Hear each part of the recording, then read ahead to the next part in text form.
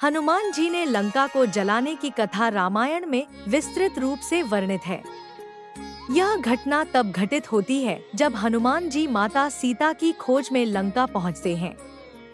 लंका जलाने की घटना इस प्रकार है। हनुमान जी अशोक वाटिका में पहुंचकर माता सीता से भेंट करते हैं और श्री राम का संदेश देते हैं। इसके बाद वे अपनी शक्ति और श्री राम की ओर से विश्वास दिलाने के लिए अपनी विशाल रूप धारण क्षमता दिखाते हैं।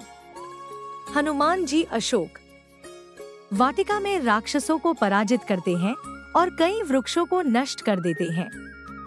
रावण को यह समाचार मिलता है और वह हनुमान जी को पकड़ने का आदेश देता है। पकड़े जाने और पूंछ में आग लगाने की घटना। राक्षस हनुमान जी को पकड़कर रावण के दरबार में ले जाते हैं। वहां रावण उनकी पूंछ में आग लगाने का आदेश देता है। राक्षस उनकी पूंछ में कपड़ा लपेटकर उसे जलाते हैं। हनुमान जी ने अपनी दिव्य शक्ति और चतुराई का उपयोग करते हुए अपनी पूंछ को जलती हुई अवस्था में रखकर लंका के घरों, महलों और रावण के किले को आग लगा दी।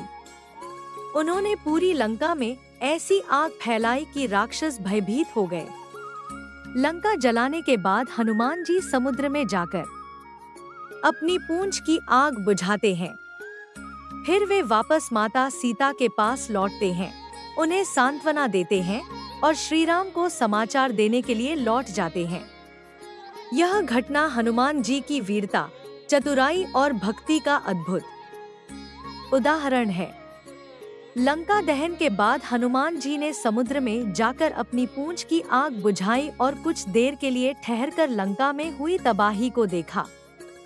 लंका चारों ओर से जल रही थी और राक्षस भयभीत होकर इधर-उधर भाग रहे थे।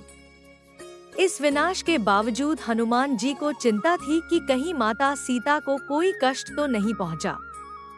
माता सीता की कुशलता की पुष्टि हनुमान जी ने तुरंत अशोक वाटिका की ओर देखा, जहां माता सीता सुरक्षित थी। उन्होंने आकाश में उड़कर यह सुनिश्चित किया कि लंका का दहन केवल रावण और उसके राक्षसों के लिए विनाशकारी था, पर माता सीता को कोई हानि नहीं हुई। यह देखकर हनुमान जी ने अपने हृदय में भगवान राम का स्मरण किया और उन्हें यह कार्य सफलतापूर्वक संपन्न करवाने के लिए धन्यवाद दिया। वापसी की तैयारी। अब हनुमान जी ने लंका छोड़ने का निश्चय किया। वे एक बार फिर माता सीता के पास गए और उन्हें आश्वासन दिया कि यह सारा संदेश श्री राम तक शीघ्र ही पहुंचेगा। माता सीता ने हनुमान जी को श्री राम के लिए चूड़ामणि, अपना आभूषण, दिया जो उनकी पहचान और प्रेम का प्रतीक था। हनुमान जी ने इसे आदरपूर्वक ग्रहण किया और कहा कि वे शीघ्र ही श्री राम को इस कार्य की पूरी जानकारी देंगे। हनुमान जी ने अपने विशाल रूप को धारण किया और महाशक्ति से भरकर समुद्र को पार करने के लिए उड़ान भरी।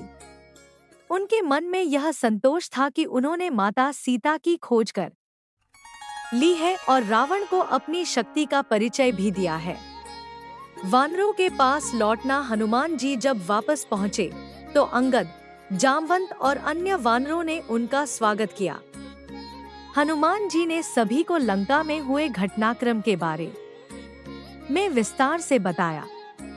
यह सुनकर सभी वानरों को प्रसन्नता हुई कि माता सीता सुरक्षित है और हनुमान जी ने रावण की लंका में आतंक मचा दिया है। श्री राम के पास संदेश पहुंचाना। इसके बाद हनुमान जी वानरों के साथ श्री राम और लक्ष्मण के पास पहुंचे। वहां उन्होंने माता सीता का संदेश और चूड़ामणि श्री राम को दिया। यह देखकर श्री राम का हृदय भर आया। उन्होंने हनुमान जी को गले लगाकर उनकी वीरता और भक्ति की सराहना की। श्री राम को यह विश्वास हुआ कि अब रावण का अंत निकट है और माता सीता को वापस लाने का समय आ गया है। हनुमान जी के द्वारा लंका के हालात जानने के बाद श्री राम ने युद्ध की तैयारी शुरू करने का निश्चय किया। सुग्रीव और अन्य वानरों के साथ मिलकर लंका पर आक्रमण करने की योजना बनाई गई। यह घटना रामायण के उस महत्वपूर्ण चरण को चिह्नित करती है जहां धर्म की स्थापना और अधर्म के नाश के लिए एक निर्णायक युद्ध का बीज बोया गया।